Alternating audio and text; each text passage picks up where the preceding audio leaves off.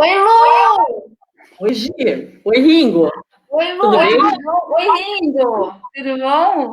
Oi, Gi, tira essa máscara aí porque tá muito abafado. Nossa, dá pra tirar a máscara. Tô meio sufocada de usar máscara, eu tô sufocada.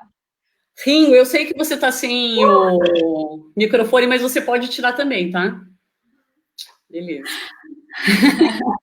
Gente, hoje eu, a Gi e o Ringo, nós estaremos aqui é, apresentando, a gente recebeu um convite, então, né, da Elisiane, para que a gente se apresentasse no espaço para sair dessa maré da UFPR. A gente aceitou o convite e, assim, primeiro agradecer, né, pelo espaço, agradecer o pessoal que super deu um apoio aí para a gente, o William, o Huxley, o Felipe, o Ringo, que está super participando ativamente aqui com a gente. Agradecer a Elisiane e o Lorival, que colocam a gente nas enrascadas, né? Mas depois a gente pega eles. E parabenizar, né, a iniciativa, assim, pela iniciativa desse espaço, que eu acho que é bem interessante. Poder falar um pouco sobre diversificados temas e que tem a ver com o que a gente trabalha aqui na universidade. Bom, então primeiro eu vou apresentar aqui, eu e a Gi, a gente vai estar conversando sobre arte e pandemia, esse foi o tema que a ideia foi da partir da própria Elisiane, né? Eu e a Gi, nós somos professoras aqui do curso de licenciatura em artes, a Gi vem da área do teatro, eu venho da área das artes cênicas, quer dizer, desculpa, eu venho da área das artes visuais, e nós duas nos encontramos aqui, né, Gi? A gente se conheceu a partir aqui do curso de licenciatura em artes da universidade. Quando a Elisiane perguntou para a gente se a gente queria participar da live e perguntou se a gente poderia falar sobre arte e pandemia, primeiro eu e a Gisele, a gente ficou numa discussão aí que levou algum tempo, né, Gi? O que é uma live? Tipo, acho que a gente ainda não conseguiu definir isso muito bem. Eu acho que a gente já pode começar por aí, né? Ó, eu nunca fiz live na minha vida, não sei fazer live, eu não sei nem o que é uma live, tô tentando entender o que é, né, uma live. Mas, de todo modo, eu quero dizer que eu estou muito feliz também com a oportunidade, né, o convite, de estar aqui agora com o Ringo e com a Luciana, né? É bom, muito bom estar aqui, poder conversar um pouquinho. Eu acho que esse assunto é um assunto bem amplo, e eu acho que a gente pode fazer um recorte. No fim, a gente acabou se estendendo, né, Lu? Eu acho que a gente quase que fez um curso de história da arte, né?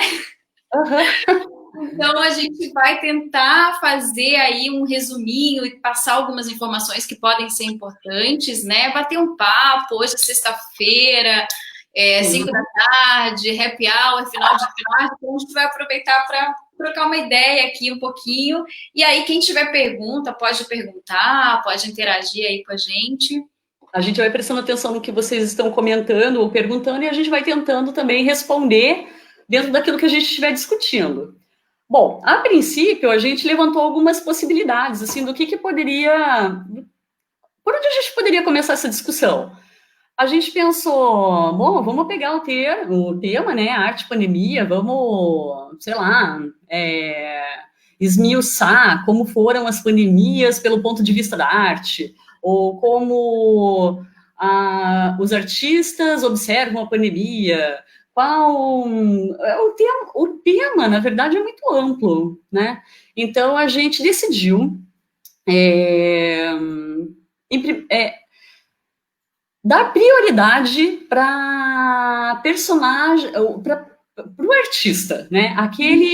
Aquela pessoa que produz arte. Então, a nossa ideia foi discutir, analisar, conversar sobre essa pessoa que faz arte e, a partir desse ponto de vista do artista, a gente estabelecer diferentes relações, né? A ideia é tentar entender um pouco qual é o papel dessa pessoa, né? E chegar até o artista contemporâneo. Quem é esse artista? Por que ele pode ser considerado um artista contemporâneo? E como que esse artista está se posicionando nesse momento de pandemia também, né? Porque isso é um aspecto importante, eu acho que trazer esse artista contemporâneo para essa conjuntura que todos nós estamos passando. Acho que é mais ou menos isso, né, Gi? A nossa ideia é tentar entender um pouco, né, como que o artista atua de diferentes formas em diferentes momentos da história, né?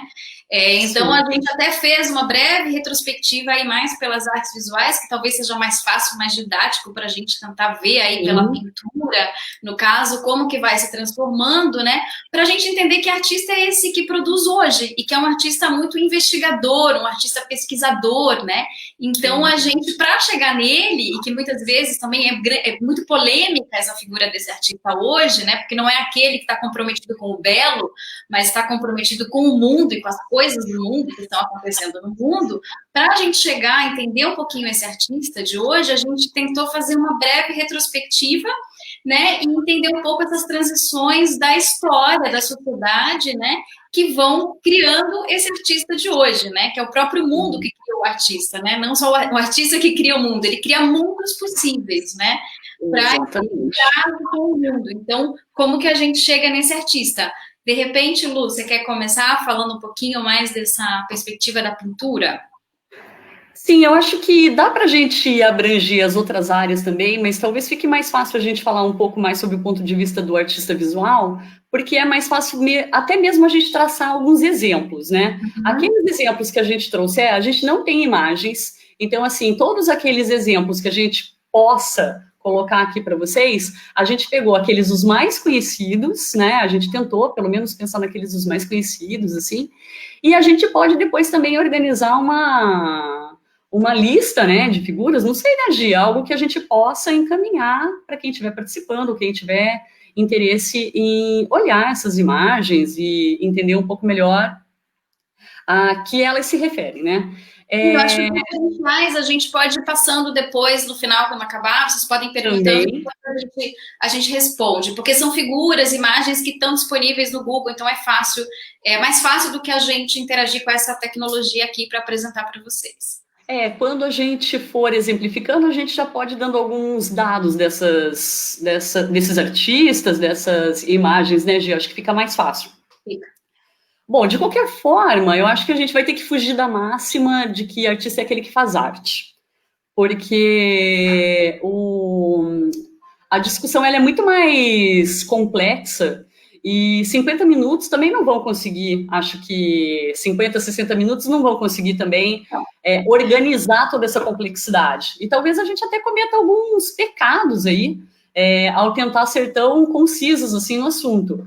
Mas esse foi o desafio que a Elisiane lançou aí para a gente, então a gente vai tentar organizar esse pensamento, né?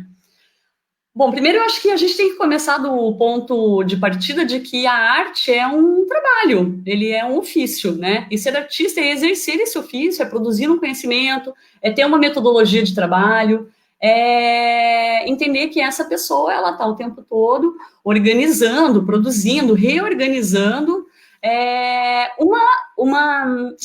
vamos colocar assim, ele está em cima de um trabalho artístico, seja ele qual for a área, né? Entender esse artista, né, que é esse protagonista que produz a arte, e eu acho que entender como que se move essa pessoa, como que ela produz, como que ela pensa, é importante para a gente conseguir entender, mudar um pouco a nossa percepção assim, sobre a arte e conseguir experimentar ela de uma forma um pouco mais aprofundada, um pouco melhor, com um pouco mais de prazer. Principalmente, eu acho que a arte contemporânea, que é aquela que causa um pouco mais de... Estranhamento. Oi? Estranhamento. Ela não deixa a gente ela não deixa a gente numa posição confortável, né? Ela tira do nosso conforto, assim. Então, vamos tentar analisar esse artista sob esse ponto de vista, de secar um pouco mais isso, para que a gente possa entender melhor como que funciona essa produção, essa organização e essa infinita reorganização desse trabalho artístico, né? Eu acho que entendendo melhor um pouco como se dá historicamente tudo isso, é claro que a gente jamais vai querer contar a história da arte aqui, ou é impossível, né? Como colocando isso, tudo isso em alguns momentos, a gente consegue entender que em diferentes momentos históricos, a perspectiva sobre o que vem a ser um artista muda muito. Então, cada época teve um conceito de artista que é muito diferente daquela que a gente tem como a de artista contemporâneo, né? Isso só para começar. Por quê? Porque o tempo e as transformações que acontecem nesse tempo, eles operam mudanças que mudam completamente todas as coisas, todas as áreas, inclusive a das artes, né? Então, o que a gente pode dizer é que o artista não foi sempre esse que a gente costuma entender ser o artista. Obviamente que não. Então, muda o tempo, mudam as perspectivas teóricas e práticas sobre todas as coisas, mudam as sensibilidades, mudam as pessoas, muda a ciência, a filosofia, muda economia, muda a política, muda o artista e a sua forma de observar o mundo e de representar esse mundo e as ideias que daí advêm. Tá? Então, como que a gente poderia construir essa história, Gi? Eu acho que talvez você concorde comigo, né? Mas eu acho que existe um primeiro momento que pelo menos a gente vai com ele até o Renascimento, que é aquele no qual os artistas, de maneira geral, sejam eles primeiro um artesão, ou ainda quando nem existia essa palavra, artista, mas o homem já representava a realidade, existe um compromisso, que é quase uma obrigação, em retratar a realidade. Né? Então, todos os artistas estão incumbidos desse compromisso. Esse compromisso, ele, de certa forma, ele é um aprisionamento, porque a cada momento esse artista está cada vez mais incumbido em deixar essa interpretação, essa representação de mundo de uma maneira cada vez mais perfeita, né?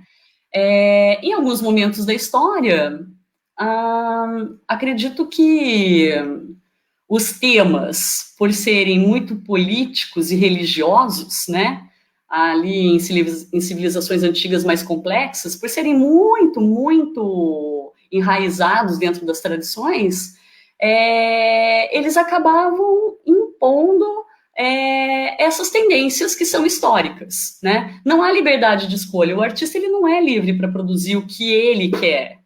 Ele é uma pessoa que muitas vezes é uma figura que transita entre alguns lugares, como artista, como artesão, como construtor, como várias figuras, né?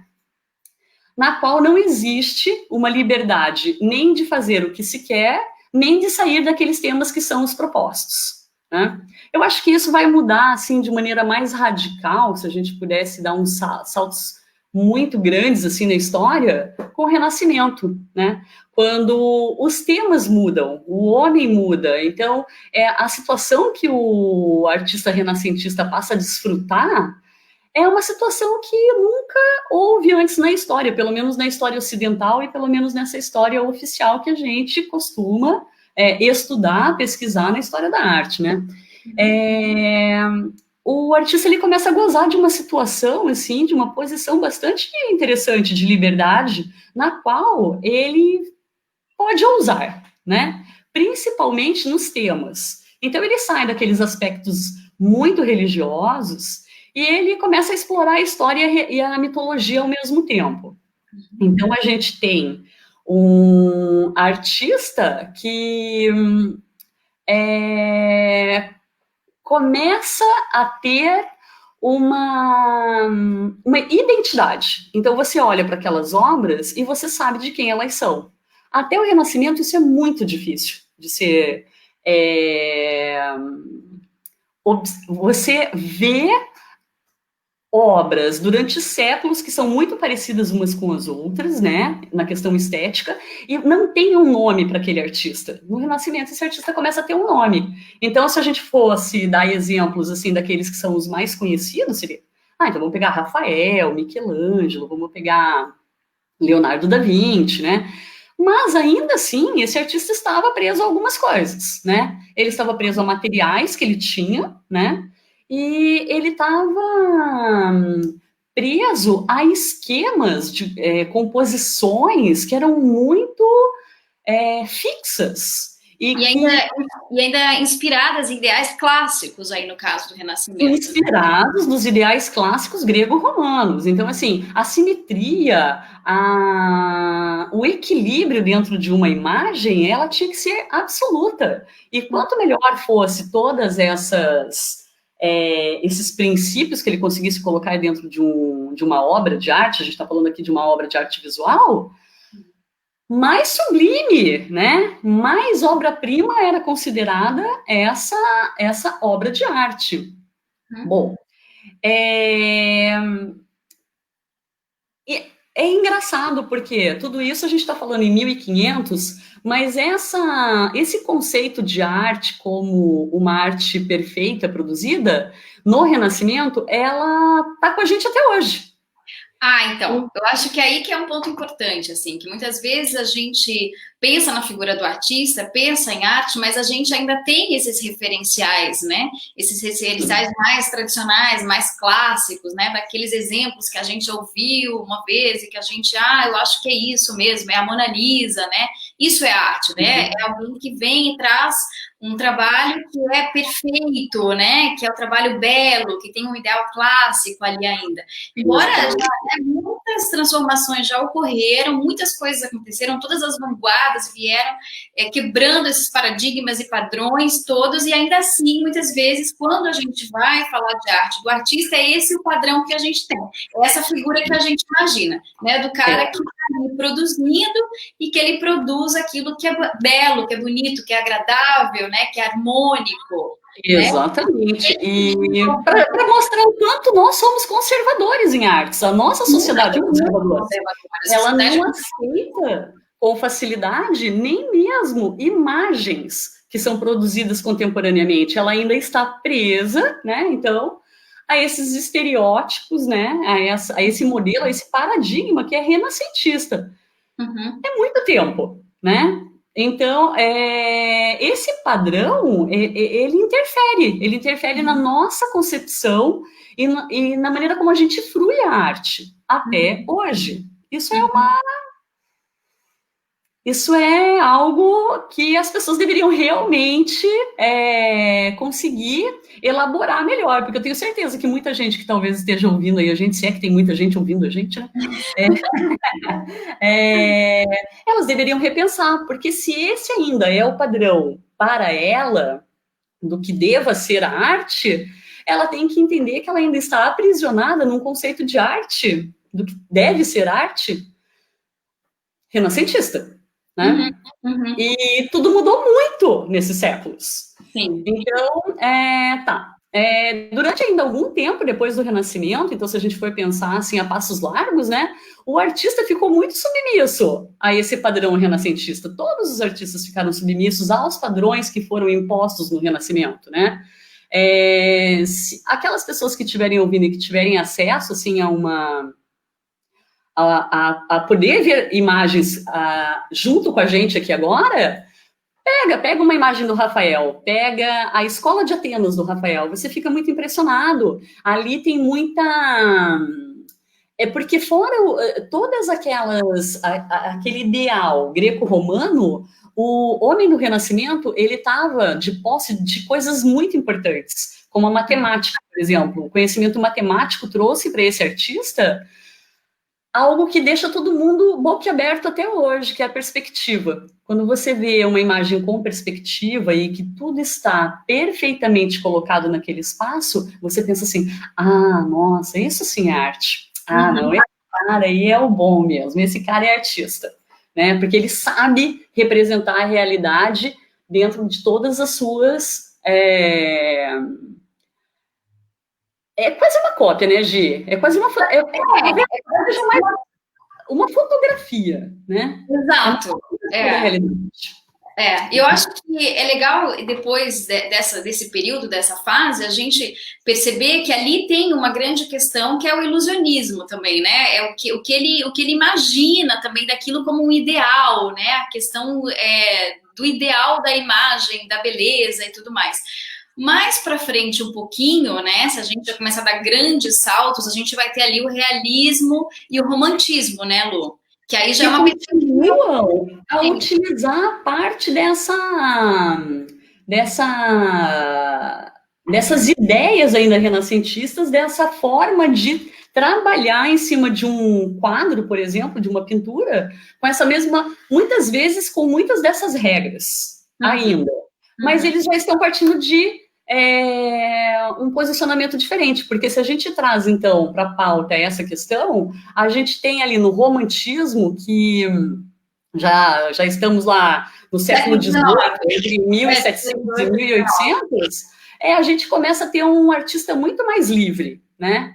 Então, ele já não está mais tão preso nesse ideal de mundo e de arte do artista renascentista, mas, ao mesmo tempo, o romantismo, que é um fenômeno mesmo histórico, é um estado de espírito, assim, é uma coisa, é uma ebulição, uma efervescência, né? Esses artistas, eles vão mudar os temas. Isso é uma grande mudança, realmente, de paradigma, né? Então, se a gente tem lá no Renascimento aquele artista que vai trabalhar com os mitos, com a religião, a gente tem agora aqui no romantismo, a partir do século XVIII, outros temas que estão muito mais ligados ao dia a dia real mesmo, não o ideal do que deva ser o mundo, mas ao que é o mundo real. Então a gente tem a miséria, tem a decadência, tem as massas populares, tem as abelhas, tem os vendedores, tem uma conversa de rua, tudo isso agora está dentro da obra de arte. O tema mudou. O que ainda não mudou até esse período, se a gente fosse pensar dessa forma, né? Se a gente for pensar dessa forma, são as técnicas e os materiais. Mas essa política que está sendo trazida, esse modo de ver essa vida real, muda completamente. Né? Sim, até porque a sociedade muda, né? Há um processo de industrialização ali do século, principalmente no século XIX, então a gente tem essa mudança também, tem o romantismo, mas tem o realismo também, que vai tratar dessas figuras, né? O trabalhador e tudo mais, isso tudo ali também século XIX. Agora tem um fenômeno que acontece aí no século XIX, que vai mudar toda a perspectiva também dessa tentativa de você capturar o real e trazer ele para a tela. E que vem com tecnológicos e que é a fotografia. É a fotografia, né? Então, quando surge a fotografia e que ela se populariza mais no final ali do século XIX, o artista ele já não é mais o cara que vai precisar exatamente fazer aquele retrato, fazer uma cópia da realidade. A fotografia faz isso muito bem, então ele ganha mais liberdade, né? Ele começa a olhar e trazer para a tela as impressões que ele tem. Só que legal a gente também levantar uma questão, que assim, a gente está falando da pintura, mas isso acontece na dança, acontece no teatro, acontece em diferentes ambientes. Né? Porque os artistas, eles conversam entre si, porque às vezes fica parecendo que o pintor fica trancado de um lado, né? O dançarino fica de outro, o cara do teatro fica de outro e ninguém se comunica. Não, as coisas estão acontecendo ao mesmo tempo. É mais um modo de a gente ilustrar o que vai acontecendo, né? Então, essa perspectiva mais realista, ela vai se dissolvendo. E o artista vai trazendo cada vez mais a perspectiva dele de mundo, mais a impressão, a sensação que ele tem de mundo, né? E isso vai sendo cada vez mais trazido para a tela ou para a escultura, enfim, para o lugar, né? Pro lugar que ele trabalha ali. Sim, inclusive esses artistas todos dessas variadas áreas, eles trabalham muito juntos, né? Então, tudo que um está fazendo em uma área, o outro está colaborando, corroborando e trabalhando juntos. Então, a gente percebe que esse mundo em ebulição, assim, que é do final do século XVIII, início do século XX, ele é um mundo desarticulado, né? Ele é um mundo maluco, caótico. E cada vez está ficando mais, né? E cada vez está ficando mais caótico. Daí, do século também XIX para o século XX, muitas mudanças acontecem, e aí também tem as guerras, né? Então, o modo também desse artista trabalhar e lidar com a realidade muda muito, porque quem é o humano, né? Que figura é essa que eu idealizei e que não é esse ideal? Então, como Exato. Que isso reflete no próprio trabalho? Acho que hoje você falou até do Picasso, de um trabalho dele, né? Que tem uma frase que eu achei bem interessante. Que é interessante perceber que esse é um momento em que começam os grandes movimentos da arte, né, Gê? Todas essas mudanças aí, políticas e filosóficas e tecnológicas, tudo isso vai fazendo com que esses artistas eles se articulem cada vez mais, estejam cada vez mais livres, se posicionem cada vez mais intelectualmente, e eles vão criando movimentos, né? E muitos deles a gente conhece, como o próprio dadaísmo, o surrealismo, o cubismo do Picasso, toda essa subjetividade, toda essa abstração do pensamento humano, ele começa a fazer parte de todas essas obras. Até comentei com a Gi hoje de uma obra que eu gosto muito do Picasso, que é Guernica, né? Que ele vai, no início desse século XX, aí, denunciar as mortes que estavam acontecendo na Espanha, na Guerra Civil, entre 36 e 39, ali, entre 1936 e 39, né? E ele é um artista que se posiciona muito contra a desumanidade do ser humano. Então, quando ele produz essa obra, ela tem um poder, a imagem dessa obra tem um poder muito grande. E durante a exposição dessa obra,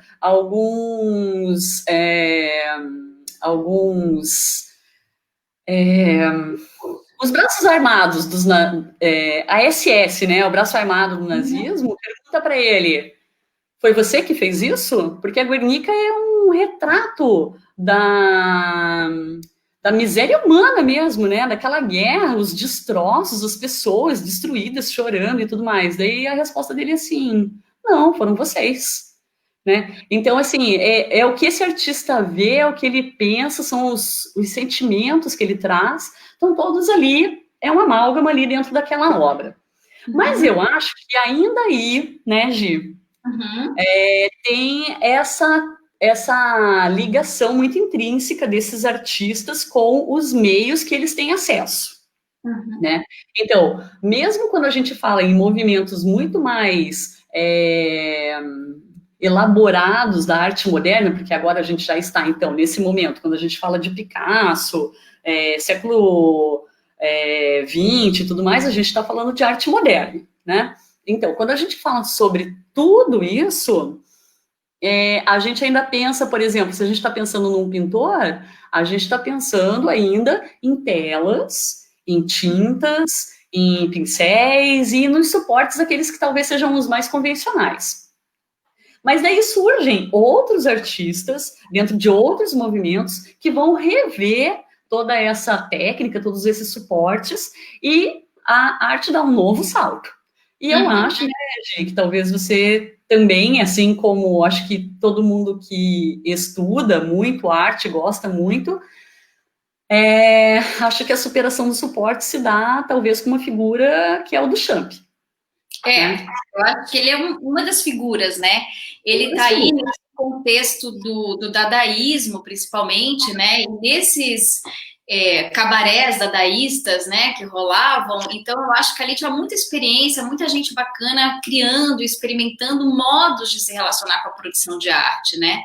Então, esses suportes, eles já são ali experimentados. Então, você vê que tem gente que está ali lendo poema, tem gente que está pintando, mas tentando criar modos de pintar que não esse necessariamente ali na tela. Eles já estão com algumas práticas ali que já mostram para a gente que, opa, tem alguma coisa acontecendo, esses suportes já não estão mais tão estáveis, a gente quer experimentar a arte livre desses suportes, né?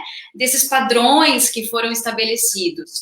Então, acho que o dadaísmo ele é bem importante, e dentro dele, claro, a gente tem a figura do Duchamp, que ele começa, né, a carreira dele ali como pintor e tal.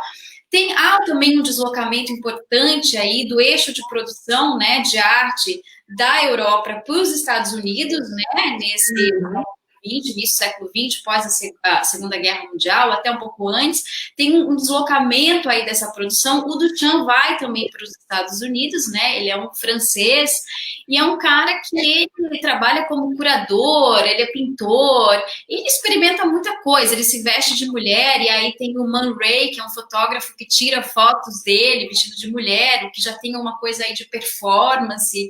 Então, muitas coisas acontecem, ele é um cara realmente bastante importante, mas eu acho que o mais bacana aí para a gente pensar na figura do Duchamp são os ready-mades, que são esses objetos já prontos, né? E um exemplo aí é o urinol, né? Que é aquele a fonte, né? Que ele dá o nome de a fonte. O que é isso?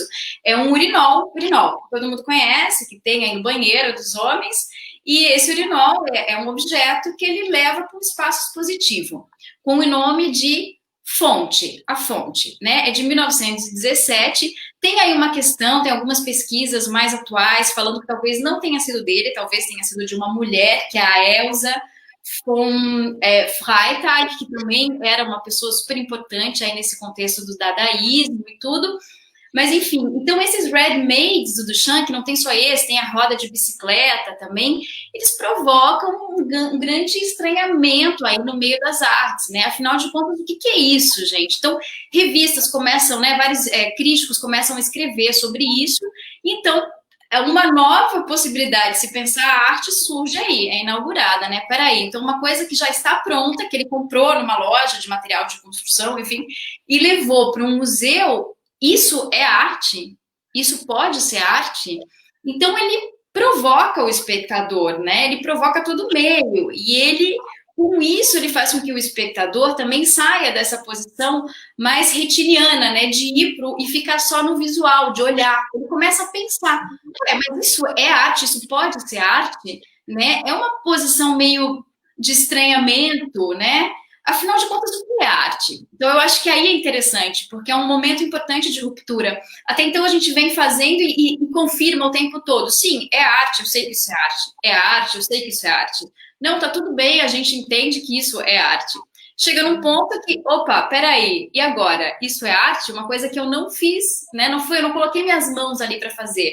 Mas eu observei um objeto do cotidiano e eu trouxe ele para um espaço positivo, e para o espaço positivo e ressignifiquei esse objeto, né? Eu criei um desvio no olhar aí. Então, a partir daí, muitas experiências nesse sentido começam a ser feitas, né? De provocar o espectador, de criar ambientes. O próprio Duchamp, ele trabalha como curador também, de exposições surrealistas, né, Lu? Então, e ambientes, as pessoas acham que vão para lá para ver uma exposição de obra de arte, todos chiquérrimos, né? Para confirmar que, eu estou vendo uma obra de arte, e de repente são ambientes escuros, as pessoas precisam chegar com lanternas e tal, gera de novo um estranhamento, né? Então, esse momento de você parar e pensar, opa, peraí, isso aqui é arte, o que é arte? A arte é algo que está dentro do museu? É algo que está encapsulado ou a arte se dá no mundo? Ela é além disso tudo, né? Ela pode ser outra coisa que não só isso. É o meu modo de ver, de me relacionar com o mundo também. Então, ele gera perguntas, né? Então, a arte ela vai indo num movimento cada vez mais investigativo. Cada vez mais a arte vai se perguntando sobre ela mesma, né? Vai tentando entender.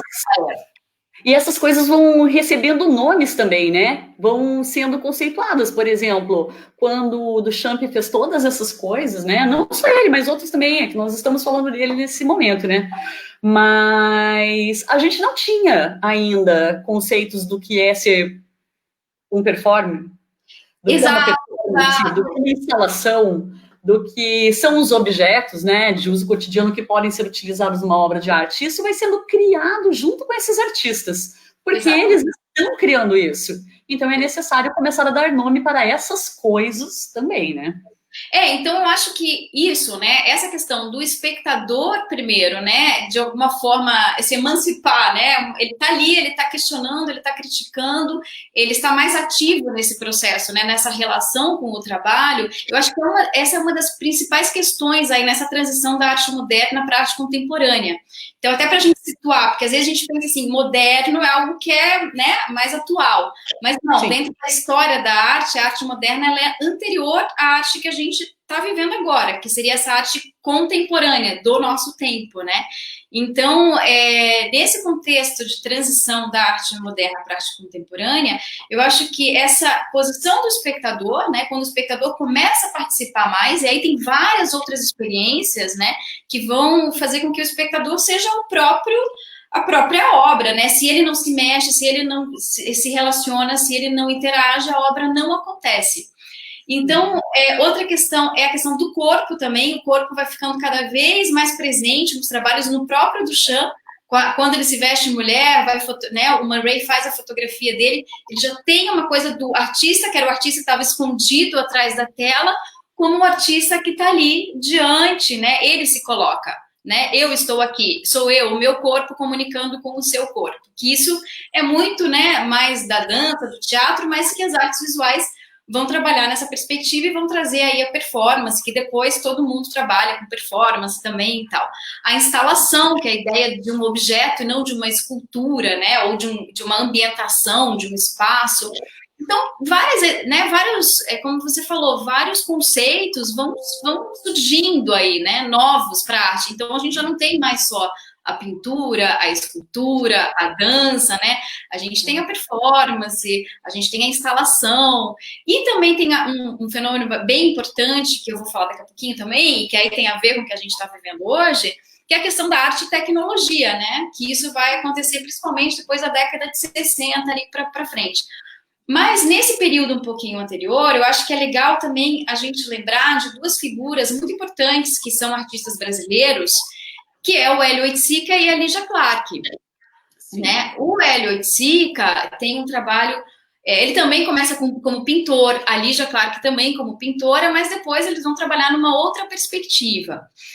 Tem um trabalho dele que é o parangolé, né? Os parangolés, né? Que são os parangolés, né? Não é um só.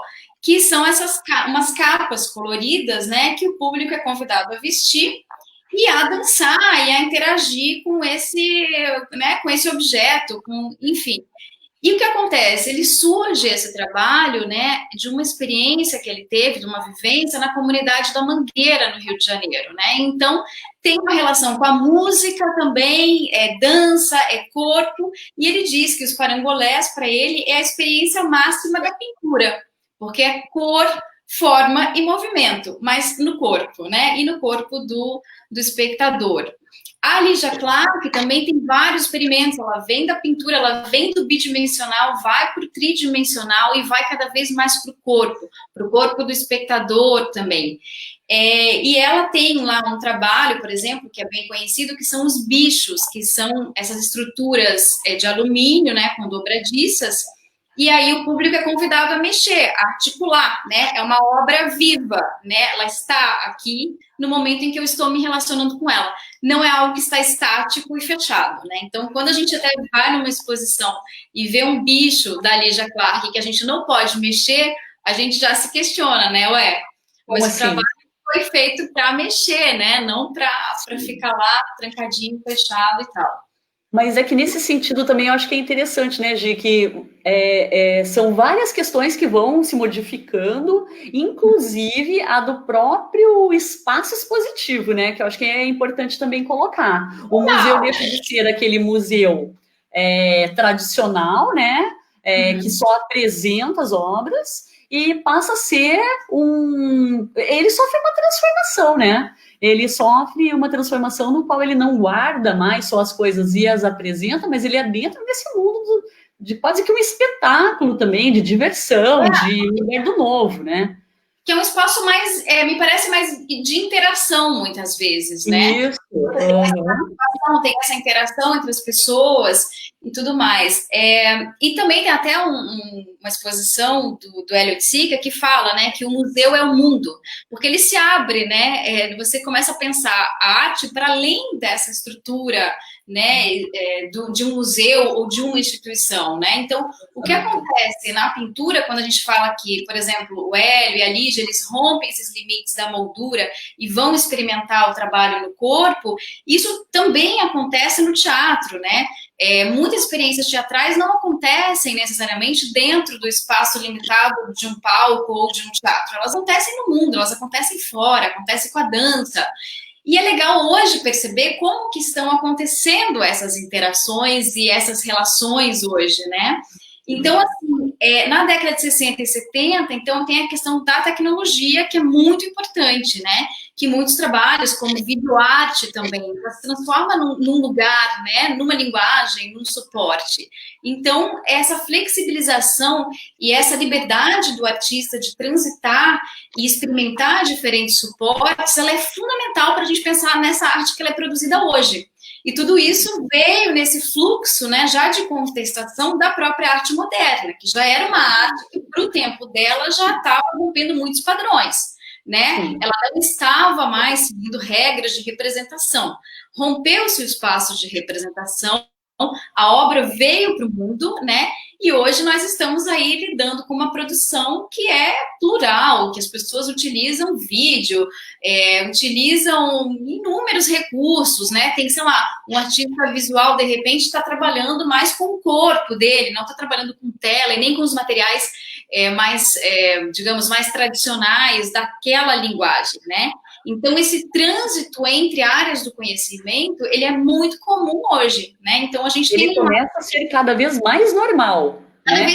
Necessariamente, a gente não tem um objeto no final, que é o que muitas vezes as pessoas esperam, né? Exatamente. Se desmaterializa, porque o processo, muitas vezes, é até mais importante do que o resultado. Exatamente. E nesse processo todo, Lu, justamente, o que acontece é uma desmaterialização da obra também. Você precisa ter um objeto para que a coisa exista, para que o acontecimento exista, né? Para que essa experiência aconteça. Eu vou até aproveitar aqui, então, para ler aqui um trechinho de um artista que eu sei que você gosta também, porque a gente estava na exposição dele no ano passado aqui em Curitiba, naquela época que a gente podia ir a museu, sabe? Existiu já, existiu essa época. Existiu essa época. Bom, ele fala assim, que somos, na verdade, uma parte da realidade, e se não percebemos isso, somos totalmente irresponsáveis. Somos uma realidade produtiva. E isso significa que precisamos produzir uma outra realidade. É o Ai Weiwei, né? Que eu acho que é importante a gente trazer o Ai Weiwei, que é um artista chinês. O Ai, ele é um artista que eu acho que a gente tem que trazer, sempre falar dele, por mais que ele cause muitas polêmicas e nem todos realmente gostem do resultado final dos trabalhos dele ou dos processos que ele utiliza, mas eu acho que ele é um artista que é uma das personalidades, eu acho que mais importantes hoje da área das artes no mundo, né? Eu acho que aquilo que o trabalho que ele faz, porque ele é um artista muito complexo, ele é muito plural, ele transita por tudo isso que a gente está falando, né? Então, ele é arquiteto, ele é artista visual, ele é curador, editor, ele é poeta, o cara é urbanista, o cara é multi, né? E ele trabalha com todas essas habilidades. Cada momento ele está num lugar do mundo, cada momento ele está transformando alguma coisa, cada momento ele está fazendo algo que põe em xeque e que nos questiona, né? Eu acho que isso é bem importante porque caracteriza um artista contemporâneo exatamente, talvez no pleno sentido da palavra. Sim, ainda que artista visual, se a gente for colocar ele numa categoria, se é que existem ainda categorias, né? Mas eu acho, Gi, que a coisa mais importante mesmo do Ai Weiwei é o fato dele ser ativista. Ele tem um posicionamento assim político que é muito forte e tudo isso está dentro da obra dele. Então, agora com a pandemia, ele mesmo diz, né, que ele estava muito incomodado dentro de casa, vendo que os Estados Unidos estavam comprando todas as máscaras do mundo e tal, durante a pandemia, e Covid para lá, não sei o quê, e ele decidiu que iria fazer as próprias máscaras. O troço tomou uma proporção, claro, gigantesca, e as máscaras vão acabar sendo, inclusive, expostas no seu devido momento. Mas o fato é que ele está vendendo essas máscaras, né? E todo o dinheiro está sendo revertido para a causa do Covid e para soluções que possam advir aí de pesquisas e tudo mais. Então, é realmente uma quantia muito grande em dinheiro que ele está doando para a causa, sendo ativista nesse sentido. E eu acho que também uma coisa que é interessante dele é o fato dele ser chinês, né? não viver mais na China, porque o ativismo dele fez com que ele fosse preso durante, acho que 80, 90 dias na China. Quando ele consegue recuperar o passaporte dele, ele foge para a Alemanha, e hoje ele mora no Reino Unido, né? Ele está lá faz, acho que uns 2 anos, e ele, até quando ele estava preso na China, ele estava produzindo arte. E a arte que ele produziu dentro da prisão também dá para a gente ver em exposições, né? Então, ele é um cara polêmico, porque agora, nessa pandemia, ele estava dizendo que é comum as pessoas sentirem raiva mesmo da China, que ele mesmo sente raiva da China, porque não dá para confiar na China, que quando a gente fala em humanidade, que a gente tem que pensar, a primeira palavra que vem à tona deveria ser confiança, confiança entre as pessoas, entre as nações, e que sem transparência não tem como jogar. Então, com a China, não tem jogo, porque ela não é confiável. Bom, então, é ele dizendo, não foi eu que disse isso, tá? Então, assim, é interessante a gente perceber que muitas vezes nessa arte contemporânea, tão importante quanto a obra, é o próprio artista. Ele faz parte de todo um jogo, né? E ele é tão importante quanto a obra. Sim, e a relação que ele vai criando, as interações e as narrativas que ele vai criando do mundo são interessantes, né? Nessa relação com o mundo. Então, a gente vê, por exemplo, ele tinha um blog que ele escrevia também, ele tem uma interação muito forte com as mídias sociais e tudo mais. Vamos só tentar dar uma corrida no tempo, senão a gente não vai... Acabando. Já está acabando, né? Então, Lu, eu acho que seria legal, talvez, trazer alguns exemplos aqui de algumas coisas que estão acontecendo nesse momento, mais na área do teatro, da dança, que também não é teatro e dança. Aí, é contigo. Por aí, vamos lá então. Tem uma peça que está acontecendo agora, agora não nesse momento, mas agora nesse período aí de pandemia, que se chama A Peça. E é um trabalho que ele é online, só dá para ver de quinta a domingo, às 9 horas da noite, né? Até eu vou passar aqui, que é um canal no YouTube que se chama Corpo Rastreado. Então, é uma peça com o Mahat Descartes, e ele vai explorar muito esse limite também entre o real e o ficcional. As pessoas estão fazendo os trabalhos dentro de casa, então a gente não sabe se esses lugares realmente são as casas, né, os lugares privados dela, ou se isso não é. Também o que ela está falando, eu não sei se é ela que está falando, ou se é algum personagem. A gente fica nessa dúvida, nesse estranhamento, nesse desconforto, e muitas dessas peças aí que estão sendo apresentadas, esses monólogos e tal. Tentar entender um pouco esse limite entre o real e o ficcional, né? Isso é uma característica aí que está rolando nessas peças. Tem muitos solos sendo apresentados pelo Sesc, tem muitos monólogos, solos de dança tal, que também nos colocam, às vezes, nessa dúvida, né? Esse meu ambiente privado, de repente, ele é exposto, ele não é mais privado, ele é público, né? Porque eu não posso sair de casa. Então, é interessante a gente ver um pouquinho essa perspectiva aí de produção. E que são metodologias, né, que estão sendo exploradas nesse momento, agora, né? Então, a arte contemporânea, essa que a gente está falando, ela está se fazendo, ela está acontecendo nesse momento, né? E depois dessa pandemia, depois que isso tudo passar, ninguém sabe como que será a arte depois disso, né? Com certeza, muitas práticas e muitas propostas que estão sendo criadas agora talvez sejam incorporadas à produção das pessoas, né? Muito provavelmente. Bom, aí dois exemplos que eu vou tentar passar rapidamente por eles, que são duas produções que estão acontecendo na Alemanha nesse momento, e que eles estão num sistema já um pouco mais liberado do que a gente aí, que dá para sair um pouco mais. Uma é uma experiência de um coletivo chamado Unique Protocol, e eles estão fazendo um trabalho em Stuttgart, que chama Black Box, que as pessoas vão, quer dizer, uma pessoa, para um espectador, ele vai ao teatro, recebe uns fones de ouvido, luvas, e ele vai fazer uma visita nos bastidores desse teatro e vai ouvir vozes de pessoas que trabalham lá, de atores, atrizes, também de filósofos. E todo o mote, né, desse percurso, dessa visita e onde estão as outras pessoas? Né? Tem uma pergunta que fica meio ali no ar, de onde estão as outras? E a pessoa tem uma experiência solitária nesse espaço, que é um espaço realmente que concentra muita gente. Sim. Então, deve ser algo meio melancólico, assim, mas é uma experiência e uma tentativa aí de adaptar um pouco o teatro para essa condição de isolamento, que a gente não pode estar junto, então vai uma pessoa de cada vez. Uma outra experiência se chama o método, que acontece em Göttingen, também na Alemanha, e que vai falar, acontece no subsolo da garagem do teatro. E vai falar dessa ditadura da saúde, né? De que as pessoas agora todas têm que seguir um protocolo, né? Você tem que seguir.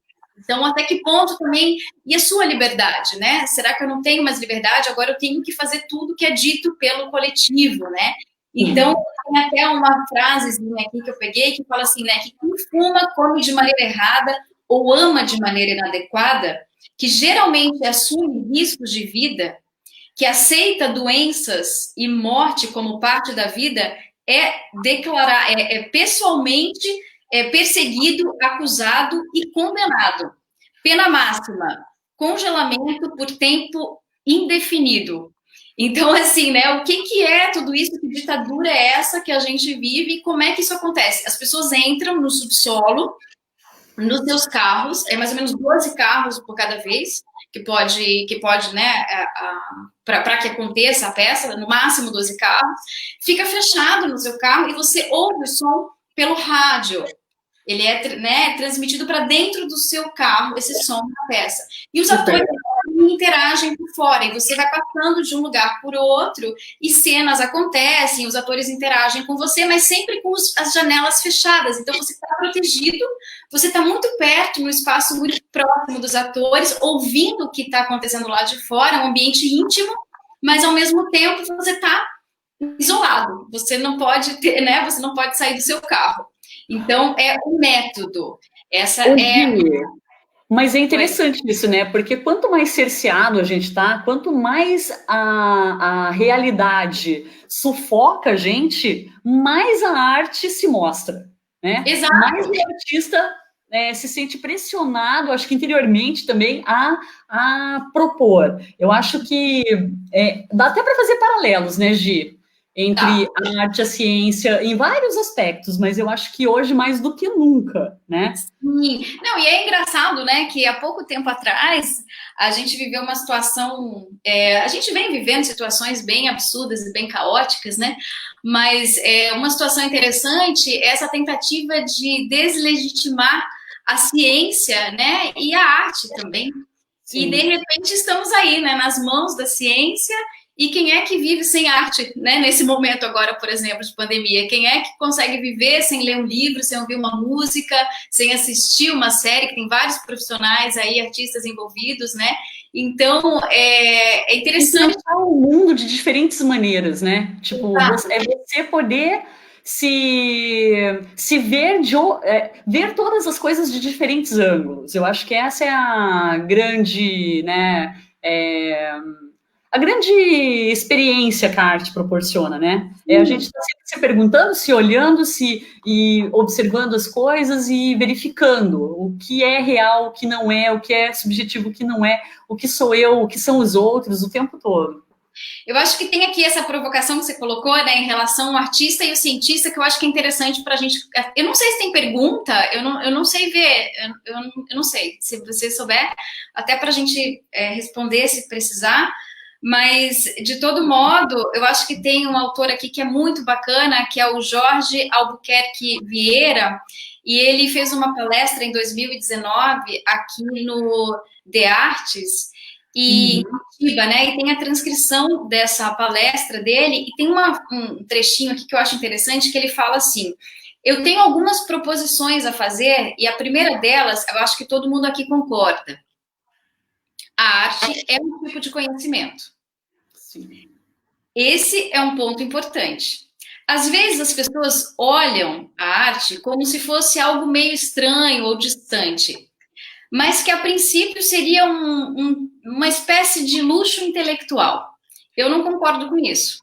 Eu acho que a arte é um tipo de conhecimento e todas as formas de conhecimento têm como direção a sobrevivência da espécie humana. Ou seja, nós precisamos conhecer para sobreviver. Aí a gente fez esse nosso paralelo aí do artista com o cientista, que é o seguinte: enquanto cientistas,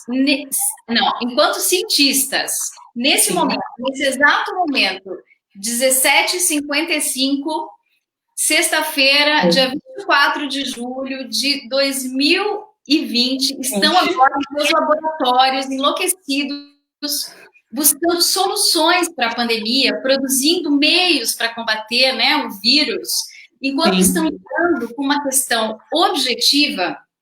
Os artistas, nesse mesmo momento, estão buscando alternativas, soluções e criando possibilidades para aquilo que é subjetivo e que tem a ver com a nossa própria existência nesse mundo. Exato. A arte gera perguntas. Que relação é essa que eu estabeleço com a vida e com o outro? E como que eu crio relações mais sensíveis com o mundo? Como que eu crio perspectivas de observação e de interação com o mundo que não são essas já dadas? Como que eu altero percursos? Como que eu provoco desvios? Como que eu observo aquilo que não é óbvio? Hoje a gente vive uma espécie de colapso aí do sistema, né? E como é que a arte sobrevive e interage com esse mundo distópico? Né? Eu acho que é essa a questão principal de a gente colocar. Então, assim, nós somos feitos, né, dessa fusão aí de mundos objetivos e subjetivos, né? Nós somos uma dinâmica objetiva e subjetiva e nos alimentamos de comida, mas também de sonhos e de utopias, né? Então, é importantíssimo que a gente entenda essa produção de conhecimento, que é um conhecimento sensível, né? Que não é o conhecimento que vai dar como resultado uma vacina, mas vai nos possibilitar criar novas pontes de relação com o mundo, novos modos de observar o mundo, né? E é interessante pensar, então, na figura do artista, né, que não é alguém que decide aleatoriamente se intitular artista, mas é alguém envolvido com problemas e que se esforça, a partir de diferentes referenciais, sejam eles teóricos, práticos, diferentes metodologias, solucionar ou compartilhar esses problemas. Então, o artista, ele está envolvido com o problema. E é por isso que a gente não escolhe fazer arte porque, é legal. A gente escolhe porque a gente não tem outra opção. A gente se mete com esses problemas existenciais e a gente precisa da arte para respirar. Né? Transformar toda essa loucura que a gente vive em poesia. Conseguir respirar, né? Porque se a gente só recebe informação e não transforma e não ressignifica, a gente não consegue viver.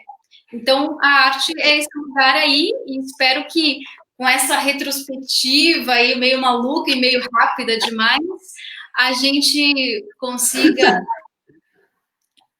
ter, pelo menos, né, colocado um pouco da questão do artista contemporâneo, do que é a arte nessa perspectiva atual aí. E quem tiver, apareceu alguma pergunta, alguma coisa assim? Não, nada de pergunta. Eu acho que teve até uma da Elisiane que você respondeu agora, tá? Eu respondi? Aqui, ó, se a arte está aí desestabilizando o nosso olhar do mundo, como a arte pode tornar a pandemia morte e fazer dela criação, desalienação, vida? Eu acho que sim, você respondeu com essa tua última fala. Eu acho que essa pandemia, depois que a gente sair dessa quarentena e tudo, a gente vai dar um novo valor para a arte. Talvez ela exatamente, é o lugar do sensível, né? Então, ela está criando engajamento, ela está criando proximidade entre as pessoas, ela cria talvez até a solidariedade, né? Eu até comentei hoje com você que eu gosto muito das frases do Picasso, eu até decoro as frases dele, de tanto que eu gosto, mas tem uma que eu acho muito boa, que é assim, a arte não pode mudar as pessoas.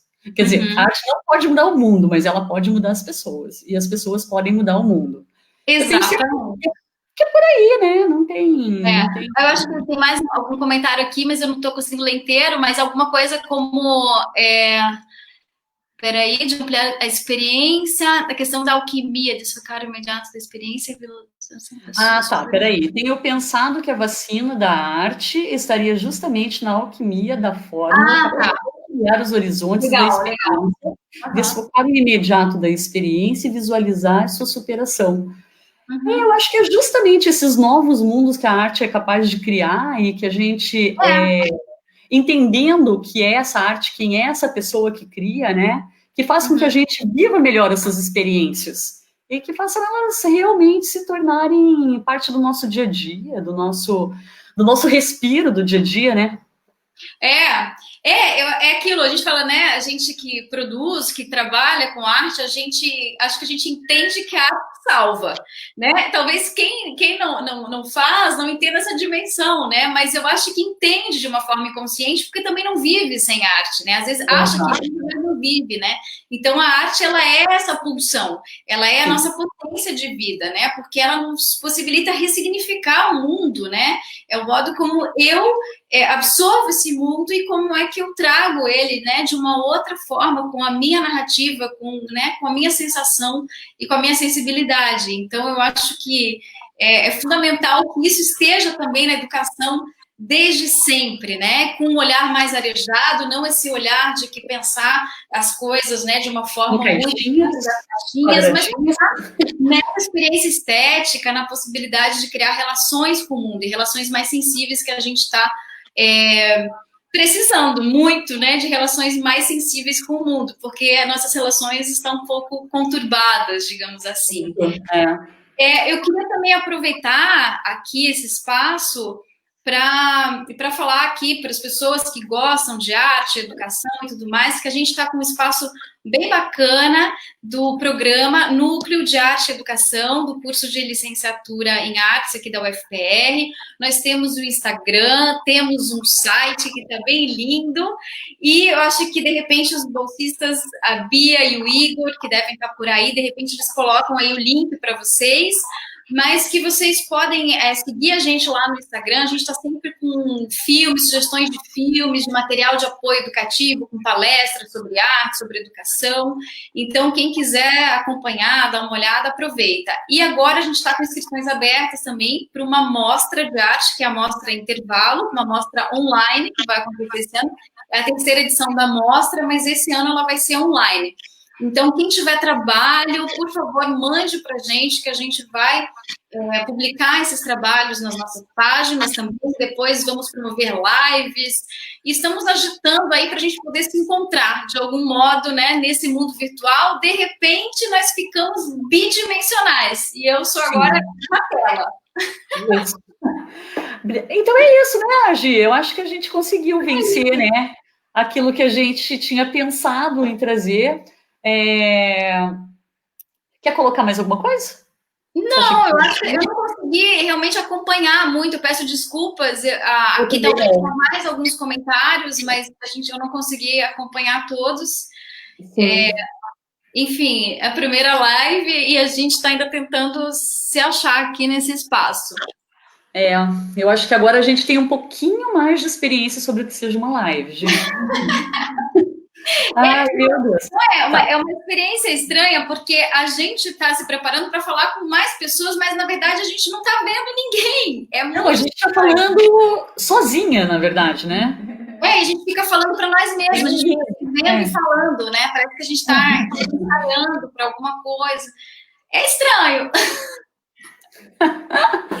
Então tá bom, Gia, muito obrigada. Valeu, Lu. É isso, né? A gente venceu 1 hora exatamente. Ringo, muito obrigado. Vou agradecer o William, o Felipe, que está aguardando aqui a gente também. Eu tive que vir fazer na universidade, porque é muito cachorro latindo lá em casa. Não sai live de jeito nenhum. E obrigado, Gi. Obrigada, Lu. Obrigada, pessoal. Elisiane. Obrigada, Elisiane, Loival. Obrigada. Tchau. Tchau, tchau.